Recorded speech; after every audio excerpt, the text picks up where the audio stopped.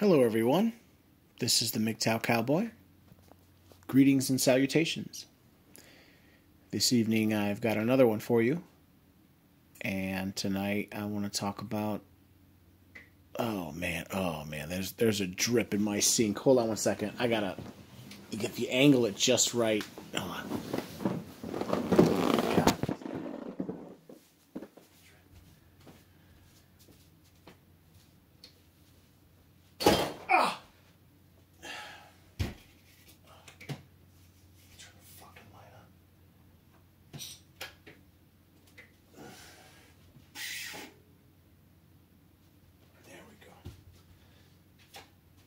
Okay, that'll probably leave a bruise, but you gotta make sure to turn the damn light on so you know where you're going.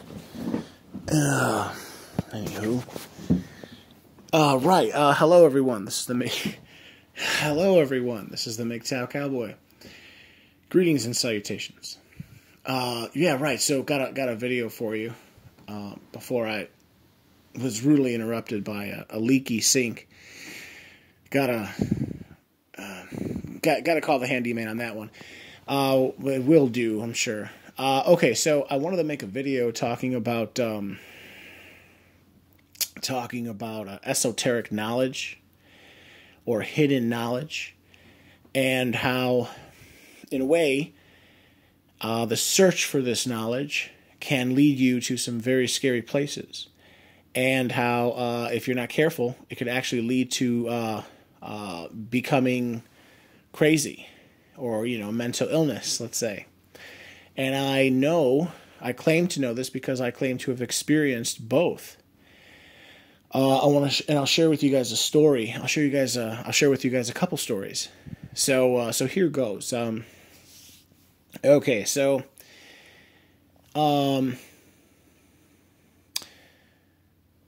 I'll start with the story where I basically admit that I went through a period where you could say I was maybe mentally ill.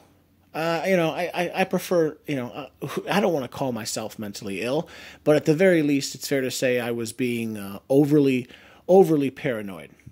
Okay, so I remember I was at a Walgreens with my father. This is when I was like, I don't know, 27, 28. I was in my late 20s.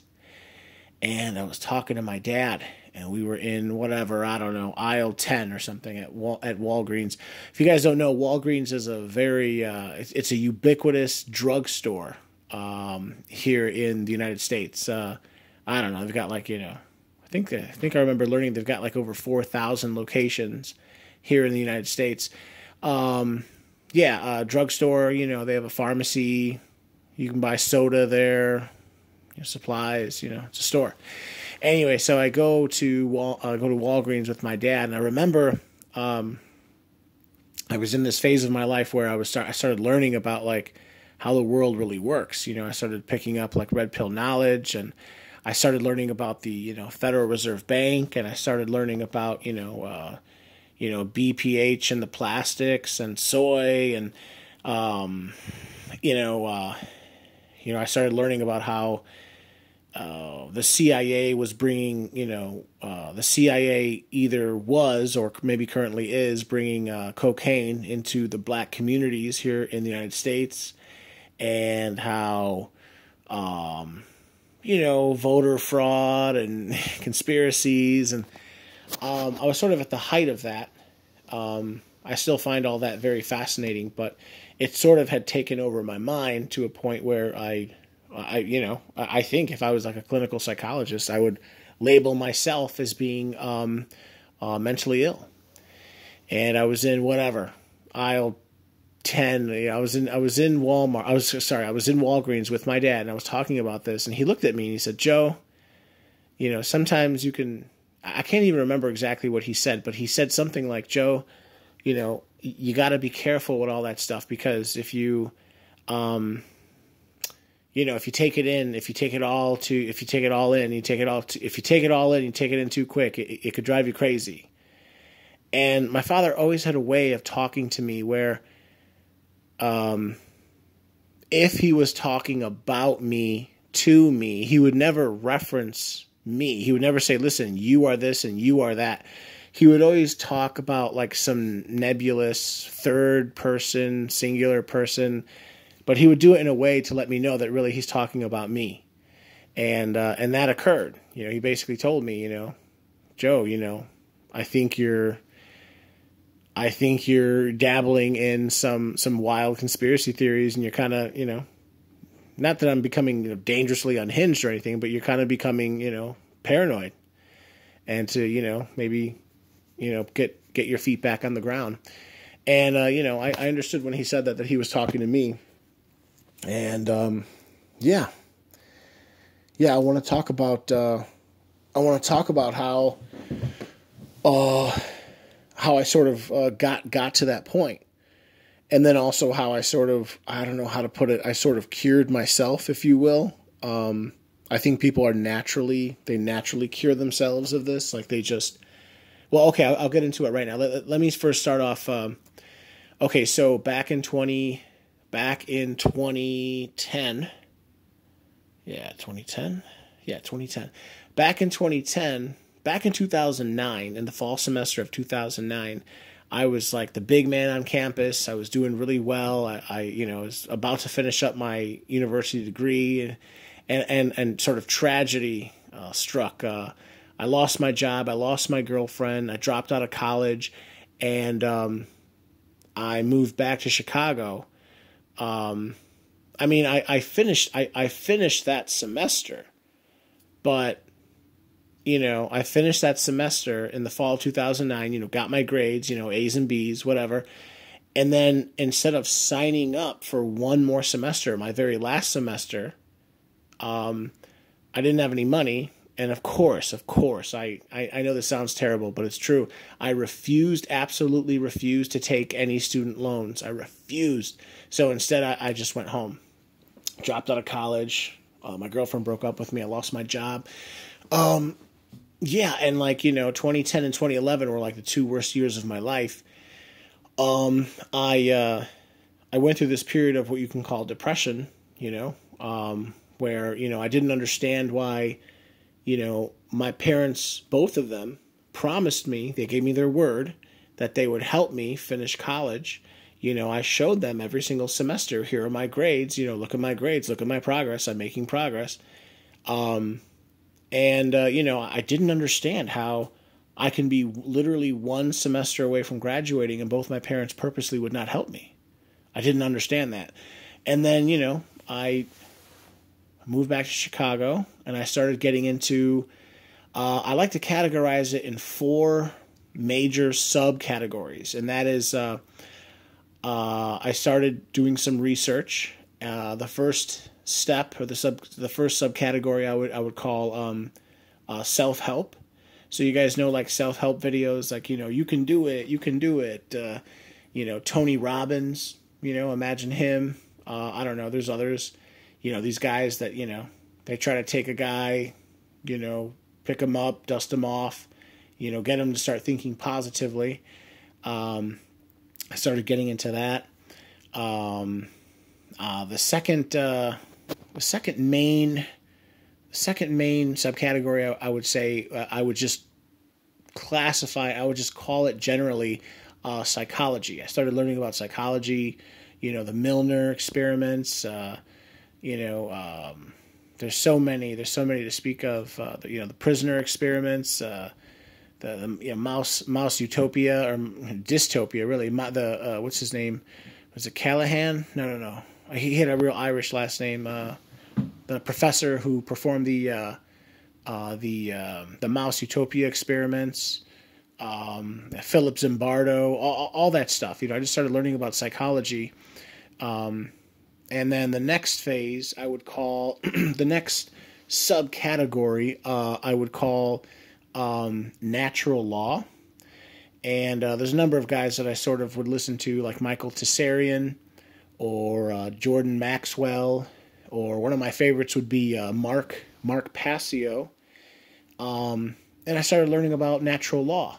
And it really opened my eyes to a lot of what was going on. You know, for example, I didn't understand, like, my mom and my dad, they were able to track my progress. I would show them my grades. I didn't understand why they wouldn't help me. But then I started to, frankly, I think my parents wanted me to fail. I know that sounds terrible to say. I know that sounds terrible, but it's true. It's true. I honestly believe that. I don't think my parents wanted me. I mean, I'll just say it. I come from a very dysfunctional family, and I think, like for example, my father, he didn't get his first bachelor's until he was in his mid-30s. Frankly, I don't think my father wanted me to graduate before he did. That would show him up. And bothered. Maybe it bothered him. The idea that I would graduate without, college debt. And my mom, my mom, she never even graduated high school. She never went to college. She never even graduated high school. I don't think she wanted to see me do well and succeed. I've never heard those things. I've never heard those ideas come out of, my parents' mouth. But, again, once you start learning about psychology, like, for example, one of the biggest faults, one of the biggest errors I would constantly make in the world of psychology or my thought process is called, projection. Projection is the idea that, like, you essentially try to see yourself in other people. You put your own ideas or your own value system onto other people. If you're, let's say, like a good person like Mother Teresa, maybe you want to go around helping everyone. You're very altruistic. You think everyone else is like you. You think you see the good in everyone. You think that everyone has redeeming qualities, even though that might not be the case. Conversely, if you're like a brutal, if you're a vicious criminal, you're constantly thinking that everyone around you wants to hurt you. You think you see the bad in everyone. You think that when someone does something nice for you, that they must have an ulterior motive, and really they just want to they're just trying to butter you up before they sucker punch you or stab you in the back or something, and everyone's out to get you. And when that's not the case at all, there are some people who are not like that at all. But the point is, because you're a vicious criminal, because you see the world in those terms, you're going to project that onto other people. That's what I think I suffered. I thought that, especially my parents, they were good, honest, decent people, and they want to be good and honest, and they want to be decent towards me. And frankly, I'm 38 now. I don't think that that's the case at all. I think that my parents think very differently than me. And I'll leave it at that for the example. But I'm sorry. To recap, what was it? The first major subcategory would be self-help, and then the second major subcategory would be psychology, just the general word psychology. The third would be the natural law. You can call it whatever you want: God's law, cosmic law, natural law. These would be things like the 7 Hermetic principles, cause and effect, what you could call karma, which is basically like morality writ large, morality and the connection between morality, freedom, and prosperity. For example, I guess I'll give this example. I remember hearing this a number of places. I think the best I've ever heard it explained is by Mark Passio, and I believe it's true.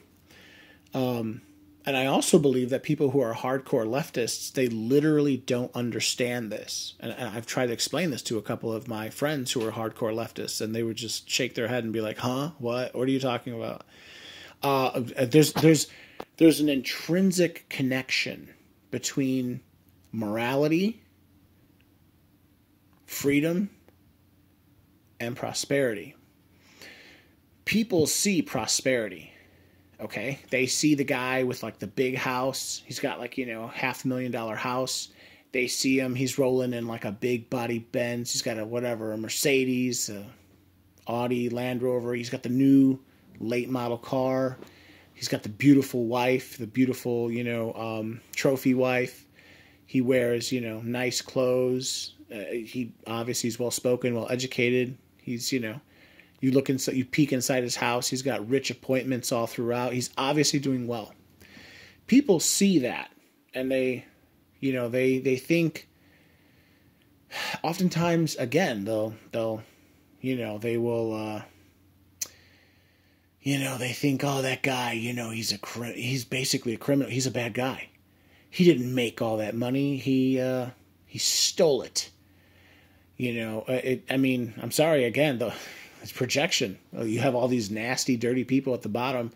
That's another thing. I've come to think that most people are poor because they deserve it. I mean, I'm sorry. I know that sounds terrible. Right now, I'm not rich, but I'm definitely not at the bottom anymore. I really, over time, I think people, they show you who they are, what they're about.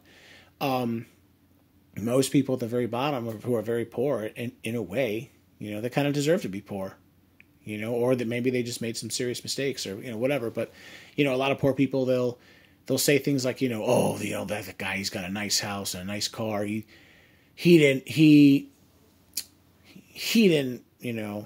doesn't deserve that money. He stole that money, or maybe maybe he was born with a silver spoon in his mouth. They attribute his well-to-do-ness with some sort of negative characteristic. Oh, he's just a trust fund baby, or again, he didn't work hard. He stole that money. When that's not true. I mean, from my experience, a lot of guys, let's say, especially like successful small-time business people, successful small business owners, operators, they work their asses off. You got like a dentist, 2 or 3 dentists who come together, they start a firm. They're working like 60, 70 hours a week. You got a trucker, he's doing really good. He's working 70 hours a week, and he's managing a small business. Or, what have you, whatever, some guy in business, some guy who went to college, they're working hard. But again, so I'm sorry, now I'm going far afield. What I'm trying to say is that there's a connection between morality and freedom and prosperity in order, and it's in that order. And people see the prosperity, but they don't see the precursors of that prosperity. They see the money, but they don't know that really you need 2 things before that. In the beginning, you need morality. You need to have the proper morals, the proper thought process, if you will. And that will lead you, when you have enough people who think that way, to have freedom. And it's a state of being where you can, my best definition, it's not mine, I'm stealing this. The best definition of freedom I've ever heard is from, what's his name? Hayek, the author of The Road to Serfdom. He says that true freedom is the absence of coercion. And I like that. I like the way he words that. That's a profound statement. It's, everyone wants the prosperity, but before you can have prosperity, you gotta have freedom. You gotta be able to do what you need or what you want to do. And in order to achieve that state, you need morality. Because essentially, you always have people trying to enslave you, but they won't be able to enslave you if you're moral. And again, this works on the aggregate. You have to have enough people thinking this way. So in many ways, it's a spiritual battle, and that all connects. And and then on the individual level, who a person is like a person is basically 3 things: their thoughts, their emotions, and their actions. Their thoughts, their feelings, and their actions. And the actions are just a manifestation of their thoughts and their emotions, or their thoughts and their feelings. And if you can align all these three things up, you basically become unstoppable. But most people, one of those 3 things is out of whack, and then they just can't get moving. Like for example, right now I'm struggling to lose weight, but I'm not really struggling to lose weight. I can lose weight if I want to. I just don't really want to, because for the last month and a half now, I've been working back at a restaurant, and it's so much easier to just pig out and be a glutton and all this free pizza and beef sandwiches. The owner leaves and they'll make a party pizza and it's party time, and well, I'm eating some pizza. I might as well get some free soda, and it's all free, and it's just like, but I'm not moving towards my goals. I'm not moving towards, another one of my major goals. But that's on me, and I liken it to quitting smoking. I quit smoking. On and off for like 6 or 7 years. I smoked on and off for 6 or 7 years. 4 of those like 6 years, or 4 of those 7 years were in college or in university. So and I quit, but I failed many times before I quit, and it's like, it's the same thing. Like it's you quit smoking cigarettes, honestly, when you want to quit smoking cigarettes, when you really want it. And so, I'm sorry, now I'm going off on a tangent. In fact, I didn't even finish. I wanted to say the third main subcategory is what is it? Natural law. The fourth main subcategory is the occult. And I think I've sort of reached that as well. And that's where you get into like basically like the occult, the Freemasons, learning about behaviorism, think like, Edward Bernays, think like Freud, learning about how different colors affect you, learning about how different cadences, different sounds can affect your mind, learning why, the 2 most popular colors for a tie for politicians are red and blue, and what that means. What is it? What's his name? Nikola Tesla said, if you want to understand the secrets of the universe, understand, Understand wave, frequency, and what's the third one? I can't remember. But the point is, like, there is hidden knowledge. There is knowledge that is not openly taught to you. In school, education, the education you get at school, yes, it's free, but it's trash. It is at this point mostly lies. And I prefer the term indoctrination. Once you learn, real history, you learn that a lot of the history that you learn is garbage. They don't even call it history; they call it social studies. They should call it social indoctrination. But anyway, so now I'm going long. I just wanted to make a quick video and talk about, like,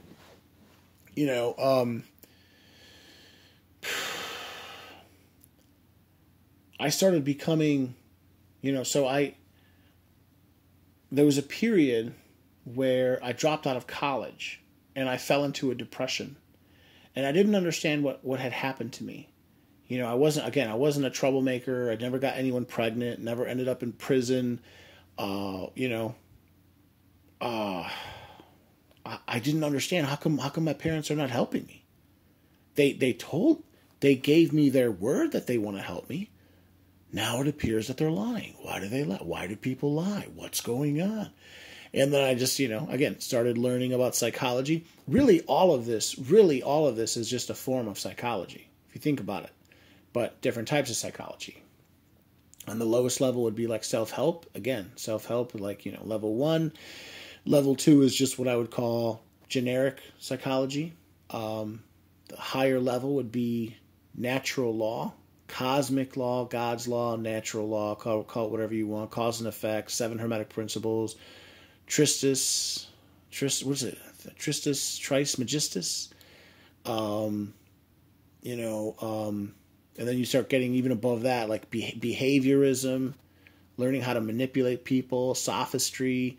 And then the highest level, I think, is like the occult, which is like learning, but learn about how, like, the Masons, learn about what the Masons talk about.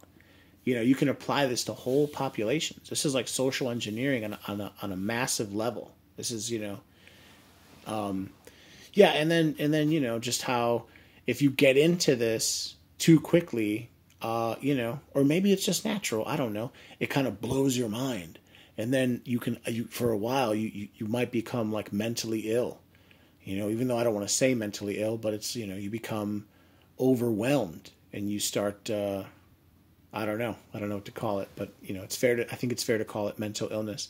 But I also think that if you're just given time to process all this crazy stuff, you kind of come back. You float up high, and then you come back to the ground, and you know, you sort of cure, if you will, your own mental illness.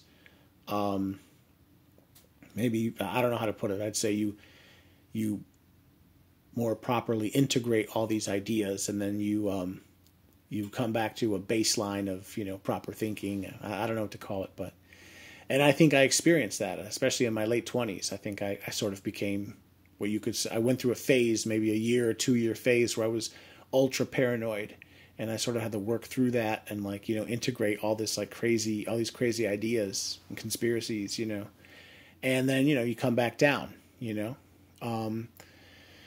So yeah, that's all I wanted to say. Of course, you know, I recommend, you know, you guys, you know, learn about some of this stuff. Psychology is absolutely fascinating, and but you got to be careful, because, you know, there's a fine line between you know, learning about psychology and the occult and, you know, knowledge and stuff like that, and becoming paranoid, you know, and you don't want to be paranoid, right? So. All right, I'll leave it at that. Everyone, this is the Mgtow Cowboy. If you like my content, please like, please comment, please subscribe, and please share, and I'll leave it there. All right, you gentlemen, take care. Bye now.